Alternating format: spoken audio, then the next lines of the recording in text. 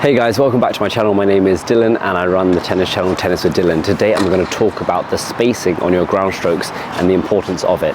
When players get nervous, they tend to contact the balls closer to their body, and as you can see, there will be less range of motion.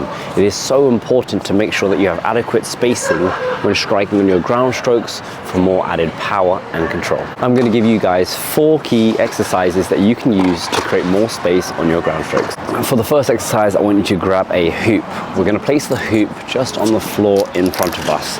When the ball comes down to the center of the court, you've got to make sure that you're creating adequate spacing so you're not trying to stand inside of the hoop. I'm going to show you a few demos of making sure that I'm making contact inside of the hoop area, but my feet are on the outside area of the hoop. Likewise, same with the backhand, creating space. Most likely, if your forehand is your more favorable side, you're looking to step around to strike and use your forehand when the ball is going down the center. So now I have the hoop placed in front of me.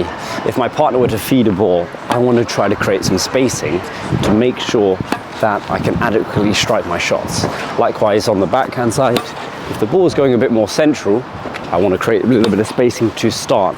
It's so important to make sure that you have the range of motion between your elbow and your chest or your body.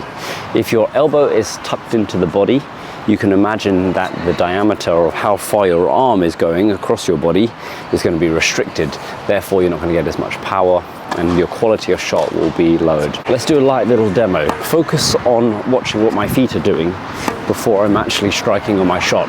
After the split step, the adjustment steps are very important in helping you to create space before striking the ball. If the footwork is nice and intense, this is going to help you. This is going to help you to make sure that you adjust well and you create the spacing. For the second exercise, we're going to focus on the drop step. This is very important when you're trying to engage your forehand, as the forehand is generally the side where you're able to generate the maximum amount of power while also hiding the fact that you could either change inside out or inside in at a flick of a switch. When focusing on the footwork, you want to imagine after you've taken your split step, your same leg to your racket arm wants to be turned out to the side. This is the early preparation. So turning, stepping back behind, so that by the time when you step with your other leg, you're able to engage with your body staying sideways on, helping. If the ball was slightly further away, you would split, drop step, step, step, step, engage, dropping step, and through.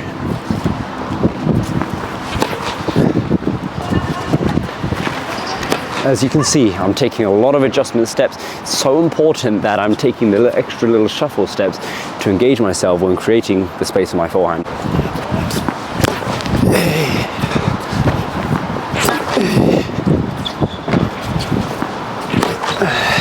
For the third exercise, what I want you to do is I want you to catch the ball with your offhand just before you hit it. The goal here is to make sure when you catch the ball, you want your contact point to be further than your offhand. So if I'm seeing the contact point being tight to the body here, you can see that my elbow is closer to my body. And similarly for the backhand, we have an exercise where you place your hand on your racket strings when striking here. As you can see that my top arm is straight. It wants to be extended through the line of contact. If your top arm is bent, you can see that my racket will be tucked into my body and therefore I'll have short range of motion. So it'll look like so. Let's demo through the both exercises now. So one bounce, catch, bounce, and strike. Here, you can see that I'm already trying to prep with my spacing before I've actually hit the ball. So after a while, what you can do is you can then actually just keep the hand out, hit, and keep your hand stable. Hit, keeping my arm tracked as the preparation for the spacing.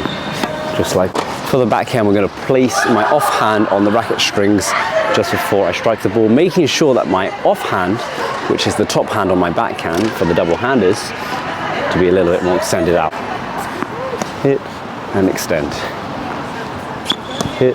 And then what you can do is you can gradually slide your hand down the racket, still trying to keep the arm a little bit straighter when hitting.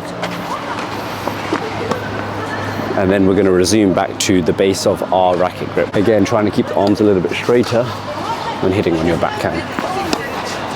Fourth and final thing to think about is the early preparation and imagining that you're pushing something away from your body. So if I'm preparing early, my shoulders are turned, I'm coiled, ready to store and strike. But also, if I'm prepared early, I want to imagine that I'm pushing my arms away from my body to create the spacing and distance. For this exercise, I'm not going to know where the balls are going. I'm going to split and prepare early, depending on whichever side the ball comes to, and I'm going to make sure that I'm pushing my arms away when extending through the ball. Prepare early and extending through. Prepare early, as you can see that my arms are up before the ball has bounced. Shoulders nice and turned.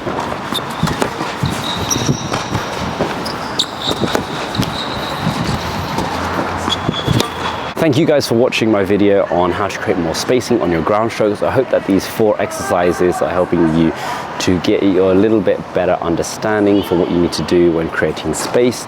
Be sure to subscribe, like and comment. It really helps my channel to grow. And as always, I hope you guys will enjoy my other videos, and be sure to comment down below if you want to see any other types of tennis videos. Take care guys, and I'll see you soon.